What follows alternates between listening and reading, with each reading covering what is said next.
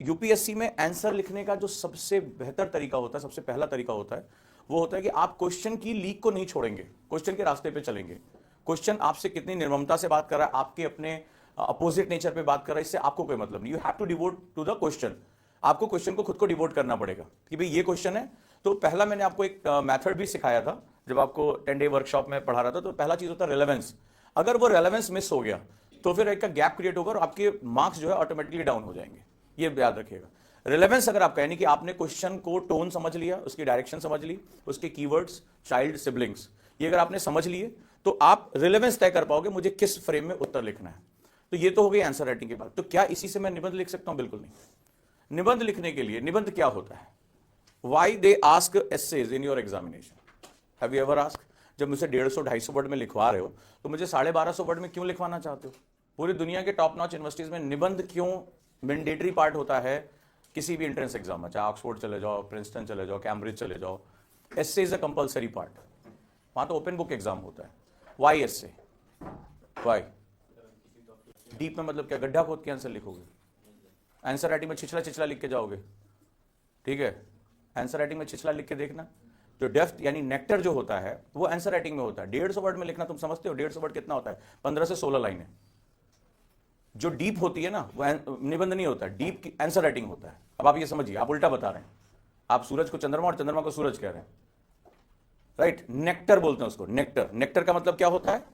किसी भी चीज का अर्क, शहद, तत्व जिसे कहते हैं, उसको नेक्टर बोले जाते हैं। जो आंसर राइटिंग यूपीएससी का, जीएस का है, वो नेक्टर है। किसी बात को बहस लेना बहुत आसान होता है, किसी बात को अर्क निकालना वो बहुत मुश्किल होता है। सेम ऐसे जैसे घर में दूध आ रही है, दूध में पड़ रही मलाई, एक जैविक क्रिया है, लेकिन मलाई से घी बनाने की जो प्रक्रिया होती है, तो क्या जितना दूध या मलाई होती है उतना घी निकलता है क्या? नहीं होता ना, बहुत थोड़ी सी मात्रा में बनता है। उसमें बहुत लंबा, पहले उसको मथो, फिर रिफाइन करो, फिर आग पे तपाओ, फिर छानो। That is called nectar. वो जो घी बचता है वो क्या कहलाता है? उसमें भी कितनी आंच पे रखो ताकि उसकी सुगंध ना बर्बाद हो। So that is called nectar. तो answer writing is a nectar. वो तुम्हारी डीप नॉलेज को चेक कर रहा है। निबंध आपको किसी एक विषय पे लिखना है, 2 विषय पे लिखना है। आपने कभी यूपीएससी का रियल टाइम पेपर एक दिन इस संडे बैठ जाओ और यूपीएससी का जीएस पेपर 1 का 2025 का या 24 का पेपर उठा के देख लो। आप देखोगे पहला क्वेश्चन हिस्ट्री, दूसरा इंडियन सोसाइटी, तीसरा ज्योग्राफी, चौथा क्लाइमेट चेंज, पांचवा आर्ट एंड कल्चर, फिर वर्ल्ड हिस्ट्री। ऐसे स्विच करेगा। आपका दिमाग अचानक से अभी चर्चिल के पास था और चर्चिल से अचानक से महिला सशक्तिकरण की किसी पॉलिसी पे आ गया, वहां से होते अभी ग्लेशियर पिघल रहे हैं, वहां पर घुस गया। आपको अंदाजा हो रहा है कि आपको कितने प्रेशर में बात करनी है। कुछ लोग अपने आप को बहुत ही रोमांटिसिज्म में रखे हुए हैं, उन्हें नहीं समझ में आ रहा है कि यूपीएससी का रियल चैलेंज क्या है। इतनी तेज स्विच करना पड़ता है और इस सबको स्विच करने के लिए आपके पास केवल 7 मिनट का टाइम होता है। Only 7 minutes that decide your life. ये 7 का नंबर आपके लिए बहुत महत्वपूर्ण है। 7 मिनट आपको टोटल मिलते हैं। तो जो रियल डेप्थ देखी जाती है वो देखी जाती है आंसर राइटिंग में। क्योंकि सिर्फ डेप्थ नहीं, आपकी प्रेजेंस ऑफ माइंड, आप वहीं हैं कि नहीं है, आपकी जो मेमोरी है, आपकी इंफॉर्मेशन को फेच करने की तरीका। और सबसे बड़ी जो चीज चेक की जाती है, आपने अपने कमरों में बैठकर, अपनी क्लासेस में बैठकर आपने कितने कॉन्क्रीट नोट्स बनाए थे। यानी जब आप, जैसे कुछ लोग होता है ना बहुत लंबे लंबे नोट्स बनाते हैं, concrete notes, 5 pointers, 5 pointer notes, 5 pointer याद रखिएगा इसको, 5 to 7 पॉइंटर आपको लिखने होते हैं। और उसमें भी आप जब ये पॉइंट्स बनाते हैं तो उसमें एक मेथड होता है पैक सिस्टम, यानी उन नंबर्स को आपने किसी स्टोरी के साथ नरेट किया, क्योंकि वहां पर आपको याद ही नहीं आएगा, फेच ही नहीं कर पाओगे, आप वो इन्फॉर्मेशन खींच ही नहीं पाओगे कि यार मैंने पढ़ा था, बस ये आएगा मैंने कहीं पढ़ा था, इसका पॉइंट क्या होगा। अभी जब आप, अगर आप लोग पहुंचे मेंस में तो आप लोगों को एक बड़ी अजीबोगरीब चीज पता चलेगी, आप एक ट्रैप में फंसोगे। लोग क्वेश्चन क्यों छोड़ देते हैं, उसका ट्रैप समझो। वहां होता है क्या है, चूंकि आपने अपने नोट्स पे बहुत अच्छा काम नहीं किया होता है, वो सेल्फ तरीके से, वैज्ञानिक तरीके से आपने नहीं बताया, वो होता है कि आपको कुछ मिला और आपने उसको रख लिया, ना तो रिवीजन करके उसमें अपना कुछ इनपुट नहीं दिया, पैक सिस्टम कैसे डेवलप करेंगे। तो वहां क्या होगा, जैसे आप आंसर लिखने बैठे तो आपको पता है 150 वर्ड में आंसर लिखना, 3 पॉइंट आपको याद आ रहे हैं अपने नोट्स के। अब देखना यहाँ पे ट्रैप क्या होता है, ठीक है, इसको माउस ट्रैप कहते हैं, एक तरह का माउस ट्रैप है। तो एक कहानी है ना, बंदर पकड़ने के लिए मदारी कैसे इस्तेमाल करता है, तो एक्चुअली एग्जामिनर भी आपके साथ वही करता है। तो क्या होता है, उसने एक जो है बड़ी सकरी सी बोतल में उसने क्या किया, चने भर के रख दिए बंदर पकड़ने वाले मदारी ने। तो बंदर आया, लालच में उसने क्या किया, पूरा अंदर हाथ डाला और मुट्ठी बंद कर ली पूरा कि भाई अब निकालेंगे। अब जैसे मुट्ठी बंद की, वो बोतल इतना पतला था कि वो हाथ उससे बाहर निकल ही नहीं सकता। अब वो लालच में क्या है कि अगर हाथ खोल देंगे तो चना निकल जाएगा, हाथ बांधे रहेंगे तो बोतल फंस गई। एक्चुअली आपकी यही स्थिति होगी, आप याद रखिएगा। तो होता क्या, वहां पर क्या हुआ, मेरा कोई, मैं आंसर लिख रहा हूं, मुझे कोई 3 पॉइंट याद आ गए, मुझे 3 पॉइंट याद आ गए। अगर मैं 2-3 पॉइंट और लिख लूं मेरा आंसर पूरा हो जाएगा, और वो याद नहीं आता उस समय। अब आपको लगता है मैं इसको छोड़कर आगे बढ़ नहीं सकता, क्योंकि अचानक से फिर दूसरा क्वेश्चन दूसरे सब्जेक्ट की डिमांड करने लगेगा। अगला क्वेश्चन जो है वो ज्योग्राफी का है, और इसको मैं पूरा नहीं करूंगा तो मार्क्स मुझे नहीं मिलेंगे। अब आप वहां पर रुकते हो और जैसे आपकी कलम रुकती है और अपने सर पे हाथ मार के याद करना शुरू कर देते हो, आप अगला क्वेश्चन खत्म। इसको बोलते हैं सेल्फ पनिशमेंट सिस्टम। वहां पर कोई वर्ड्स गिने नहीं जाते हैं, एक्चुअली सारे क्वेश्चन टाइम के अगेंस्ट फ्रेम है। यानी अगर आपने 7 मिनट से ज्यादा लिया तो आप अगला क्वेश्चन छोड़ोगे, तो लास्ट में क्या होता है, वो क्यूमुलेटिव हो जाता है और फिर वो जाकर आप जनरली 20 में से 15 क्वेश्चन अटेम्प्ट कर पाते हो, 14 क्वेश्चन अटेम्प्ट, बाकी आपका पेपर छूट जाता है। तो वो जब छूट जाता है तो इजिकल टू 0 मार्क्स हो गए। और मेंस में जब आपकी लड़ाई होती है वो 1 2 3 4 नंबर से ऐसी होती है, क्योंकि सभी लोग प्रीलिम्स क्वालिफाई करके आते हैं, सीरियस होते हैं। उनके बाद जिनके पास आर्ट ऑफ आंसर राइटिंग होती है वो आगे बढ़ जाते हैं, जिनके पास नहीं होती है वो खत्म हो जाते हैं। बस यही होता है वहां पे। तो वो जो आपने कहा डेप्थ, वो है आपका आंसर राइटिंग। सो निबंध क्यों, निबंध क्यों? निबंध दुनिया के टॉप नॉच यूनिवर्सिटीज में एंट्रेंस का तरीका क्यों होता है? वाई? निबंध से किसी व्यक्ति के व्यक्तित्व का पता चलता है। निबंध जो है वो कोई परीक्षा नहीं है, निबंध बेसिकली एक व्यक्तित्व की परीक्षा है। इसको चाहे लिखना चाहो तो लिखो, समझना चाहो समझो। कुछ गूढ़ रहस्यों से परिचय तुम्हें कराने जा रहा हूं। ऐसे is nothing but the examination of personality. And what is the meaning of personality? Personality किसे कहते हैं? और यूपीएससी में इसको इतना वेटेज क्यों दिया गया कि इसकी वैल्यू एक पेपर के बराबर है, 250 मार्क्स, कोई छोटी मोटी बात नहीं है। Why it is important? As a human being हम 16 रसों से बने हुए हैं, ठीक है? हमारे जीवन में कम्युनिकेशन करने के लिए 16 रस होते हैं, ठीक है? रसास, रस मतलब हम रोबोट्स नहीं है कि हम एक टोटो टोटो करके बात करें। हम तरह तरह की इमोशन से होकर गुजरते हैं और हमें पता होता है कि एक जो व्यक्तित्व होता है वो अपने इमोशंस को कंट्रोल करना जानता है। We are part of emotions. गुस्सा एक इमोशन है, प्रेम एक इमोशन है, दुख क्या है, एक इमोशन है, अवसाद एक इमोशन है। ये सब क्या है? That is a part of emotion. But एक जो कंट्रोल माइंड का व्यक्ति होता है वो इन इमोशंस पे क्या करके रखता है? कंट्रोल। तो उसको पता होता है गुस्सा कहां करना और कहां नहीं करना है, कहां पर अपने प्रेम को दर्शाना और कहां नहीं दर्शाना है, कहां पर उदासी दिखानी और कहां पर नहीं दिखानी है। तो जब आप निबंध में लिखते हैं तो आप भावपूर्ण लेखन करते हैं। That is writing with emotions. Writing with emotion, भावपूर्ण लेखन कहलाता है वो। बड़ी गहरी बात आपको बता रहा हूं। बहुत से लोग पूरे टाइम ये अंतर जानते ही नहीं कि भावपूर्ण लेखन क्या होता है। यानी इस लेखन को करते समय भाव व्यक्तिगत होते हैं, भाव व्यक्तिगत होते हैं। जैसे आपके किसी दूर के फ्रेंड का पति या बॉयफ्रेंड उसका एक्सपायर हो जाए, फॉर एग्जाम्पल मैं बताऊं, तो उस लड़की को ज्यादा पेन महसूस होगा या आपको? आप थोड़ी सिंपैथी दर्ज करेंगे। अच्छा, मान लीजिए आपका आईएएस में सिलेक्शन हो जाए, जो आपको और आपके परिवार को खुशी होगी वो आपके फूफा चाचा ताऊ को मान लो होती भी है, तो उस तरह से नहीं महसूस होगी। क्लियर है? तो ऐसा क्यों? क्योंकि वो खुशी आपकी क्या है? व्यक्तिगत, आपने उसको अर्जित किया है। अब इस बात को समझना भाव किसे कहते हैं।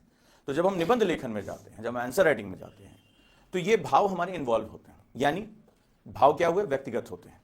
भाव व्यक्तिगत रूप में, यानी निबंध जो है वो अनुभव से निकल कर आता है। निबंध कहां से निकल कर आता है? अनुभव से। आंसर राइटिंग में आपकी विद्वता चेक होती है। याद रखिएगा, जब आप आंसर राइटिंग जीएस का कर रहे होते हैं, ऑप्शनल का कर रहे होते हैं, तो आपकी कोर इंटेलिजेंस चेक होती है। कोर इंटेलिजेंस चेक होती है, क्योंकि वो 150 वर्ड में उसकी एक मजबूरी होती है कि relevance to the question. Question किसने पूछा? एग्जामिनर ने। और एग्जामिनर कह रहा है you have to write your answer according to the my question. I am not asking about your भाव, your opinion, your attitude. I am not asking about that. तो मैं बॉस हूं, मैं एग्जामिनर हूं, मैंने ये क्वेश्चन दिया है, आपको इसी फ्रेम में आंसर अपना करना है। You are bounded, you are bounded. तो वो कह रहा है नदी को उल्टा मोड़ दो, तो you have to turn this river. But in निबंध का मतलब होता है बंध रहित होकर लिखना, भावपूर्ण लिखना है, खुद को शामिल करते हुए लिखना है। तो भाव क्या है? जैसे मैं तुम्हारे सामने एक रख रहा हूं, ये एक सिंपल सा कोट है लाइफ को लेकर। आप अपना भविष्य नहीं बदल सकते, हम ये लकीरें नहीं बदल सकते, लेकिन आप अपनी आदतें बदल सकते हैं। आपको पता होगा कि इस तरह का एक ऐसे आया हुआ है। आप अपना भविष्य नहीं बदल सकते, लेकिन अपनी आदतें बदल सकते हो। निश्चित रूप से आपकी आदतें आपका भविष्य बदल देंगी। सो ये बात क्या कहने की कोशिश कर रहा है? ये एक ही सिंपल सी बात को कहने का तरीका। अब ये क्या हुआ? That is motivational quote. Motivational quote का मतलब क्या हुआ? मैंने अपने भाव को केंद्रित कर दिया, एक ऐसी भाषा, एक ऐसी शैली का प्रयोग किया जिसने क्या किया? लोग पढ़ने के बाद खुद को उसमें क्या कर रहे हैं? इन्वॉल्व महसूस कर रहे हैं। आप अपना भविष्य नहीं बदल सकते। हम इंसानों को सबसे ज्यादा डर किस बात का होता है? अपने भविष्य को लेकर, क्या होगा मेरा, क्या होगा फलाने का। लेकिन अपनी आदतें बदल सकते हैं। तो कहता है इंसान के भविष्य, इंसान के उसमें क्या? अब ये क्या कोट कह रहा है कि इंसान के कंट्रोल में क्या है? उसकी आदतें हैं, उसकी हैबिट्स है। वो अपनी आदतों को, क्योंकि आदत क्या बनाता है? अनुशासन बनाता है। और अनुशासन क्या बनाता है? सिस्टम बनाता है। सिस्टम क्या बनाता है? सफलता बनाती है। आदतें क्या होती हैं? अनुशासन बनाती हैं। अनुशासन सिस्टम डेवलप करता है, और सिस्टम से क्या तैयार होता है? हमारा सक्सेस तैयार होता है। और सक्सेस ही तो हम चाहते हैं अपने भविष्य को लेकर। कौन डरा हुआ, विभत्स, गरीबी से भरा हुआ भविष्य कोई चाहता है क्या? तो यहां भविष्य का मतलब है वो भविष्य जिसका निर्माण हम स्वयं कर सके। किस घर में हम पैदा हुए, किन हालातों में हम पैदा हुए, ये हमारे कंट्रोल में नहीं है, बट ये कहता है और निश्चित रूप से आपकी आदतें, जिनको आप चुन रहे हैं, जिनकी आदतें आपका भविष्य बदल देंगी, और वो भविष्य जो आप चाहते हो, वो भविष्य वो नहीं जो आपकी लकीरों में लिखा हुआ है। तो ये बहुत सिंपल सी बात है। लेकिन अब आपने यहां क्या देखा, एक शैली वर्ड प्रयोग होती है, स्टाइल। कि सिंपल सी बात को मैंने ऐसा कहा कि पढ़ने वाला इसको क्या कर रहा है, अपने साथ लेके कैरी कर रहा है। अगर आप किसी बार आपकी आंखों के सामने देखा होगा, आजकल डेट में सब मोटिवेशनल कोट रन करते हैं, आपने भी नोटिस किया होगा। तो जब आप इनको पढ़ते तो आपको क्या होता है, एक सेकंड रुक के पढ़ते हैं ना, कई बार स्क्रीनशॉट ले लेते हैं, कई बार सेव कर लेते हैं, कई बार अपने स्टेटस पे यस या नो क्यों लगाते हैं। इसी बात को मैं यूं कह सकता हूं कि भविष्य की चिंता ना करो, रोज अपनी आदत बदलो, भविष्य बदल जाएगा। ठीक है, तरीका था। लेकिन इसी बात को दूसरे तरीके से जब कहा गया तो ये मेटाफर हो गया, ये जो है वो अलंकृत हो गया, ये रसपूर्ण हो गया कि आप अपना भविष्य नहीं बदल सकते। मैंने शुरुआत क्या की, मैंने शुरुआत की एक सेगमेंट के साथ कि जो चीज आपके हाथ में नहीं है, तो आप मनुष्य के हाथ में क्या है, वो है अपनी आदतें। हम अच्छी आदत अपनाएं या बुरी आदत अपनाएं। तो अगर हम अपनी आदतों का चुनाव करते हैं कि भाई ये मेरे लाइफ में होना चाहिए, मुझे सुबह उठना, एक्सरसाइज करनी, मेडिटेशन करना है, आंसर राइटिंग करनी है, निगेटिव बातें नहीं करनी है, अपने कार्य को चाहे पसंद हो चाहे नापसंद हो, मुझे रोज ये करना है, सो निश्चित रूप से आपकी आदतें आपका भविष्य बदल देंगी। राइटिंग स्टाइल में जब ये चीज आ जाती है तब वहां आप ऐसे शुरू करते हैं। ठीक है, यानी किसी बात को कहने का अलंकृत तरीका, अलंकृत है, सजावटी है, बहुत खूबसूरत तरीके का प्रेजेंटेशन है, स्वयं को इन्वॉल्व रखते हुए रसपूर्ण कहना। रसपूर्ण मतलब जैसे यहां पर हम क्या कर रहे हैं, वीर रस का प्रयोग कर रहे हैं, हम यहां पर सकारात्मक भाव दिखा रहे हैं कि of course there is a way कि आप अपना भविष्य भी बदल सकते हैं, और वो तरीका है अपनी आदतों को बदल के आप अपना भविष्य बदल सकते हैं, भविष्य का चुनाव कर सकते हैं। कहा जाता है कि हम अपने जीवन में अपने भविष्य का चुनाव नहीं करते, वो कहता है कर सकते हैं अगर आप अपनी आदतों का चुनाव कर ले जाते हैं। तो मैं कई जो इतनी लंबी व्याख्यान दे रहा हूं उसको मैंने यहां पर आप ये 4 वर्ड में लिख सकते हैं। तो जब आपके अंदर ये सिस्टम डेवलप हो जाता है कि मैं किसी चीज को अलंकृत रूप से कह सकता हूं, मतलब इसको मैं बहुत जो है ऑर्नामेंटल वे में इसको लिख सकता हूं, बात को स्पीक कर सकता हूं, या मैं रस के साथ इसको लिख सकता हूं। यहां पर मुझे वीर रस, भाव, सकारात्मकता दिखाई पड़ेगी इसको पढ़ने के बाद। तो आपके मन में अगर ये पॉजिटिविटी आ रही तो एग्जामिनर वो देखता है कि ये स्टूडेंट अपनी राइटिंग से मेरे मन में क्या भाव पैदा कर रहा है। तो जब वो इस स्तर पर आप पहुंच जाते हैं तब वहां पर आपका वो निबंध के लिए वो आपके मार्क्स में जाना शुरू करता है। आपको ये पता है कि 140 नंबर बहुत जरूरी है, आपको ये भी पता होना चाहिए 20-22 नंबर भी आते हैं, ये भी आपको पता होना चाहिए। ठीक है, कि जब आप 2500 वर्ड से ज्यादा लिखने के बाद आपको 25 नंबर भी नहीं मिलते हैं, ये भी आप ये भी देखिए ना, न्यूनतम मार्क्स कितने, ये भी तो करिए आप। एक्सट्रीम 140 मिले, 145 मिले, आपको याद है, न्यूनतम भी तो देखिए कितने लोग मिनिमम आए। वो जो प्रीलिम्स क्वालिफाई करके मेंस देने पहुंचे हैं उनका भी तो चेक करिए कि उनको कितने नंबर मिले हैं। तो ये भी आपको चीजें पता चल जाएंगी।